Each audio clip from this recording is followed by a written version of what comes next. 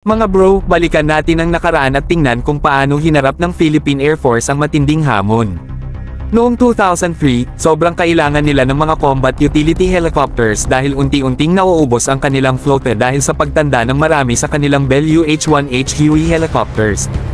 Ito'y nagresulta sa mga helicopter na nagre-retiro o kaya'y kinukunan ng mga bahagi para mapanatili ang iba pang eroplano sa serbisyo o kaya'y simpleng kailangan ng pagre-retiro.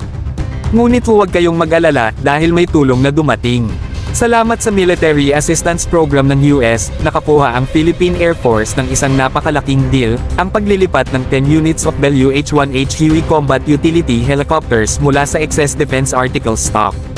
Ang tanong, kailangan sagutin ng Pilipinas ang gastusin para sa rehabilitasyon, pagpapaganda, at upgrade ng mga eroplanong ito upang siguruhing naaabot nila ang mga tanggap na pamantayan. Sa malinaw na layunin sa harap, hindi nagpahuli ang Philippine Air Force sa pagtaas ng pangangailangan para sa acquisition of refurbished UH-1H helicopters. May budget na 442 million pesos na inilaan para sa proyekto at target delivery date ng Hunyo 206, handa na silang simulan ang napakahalagang gawain. Sa kasalukuyan, maipagmamalaki natin na ang proyektong ito ay opisyal ng tagumpay.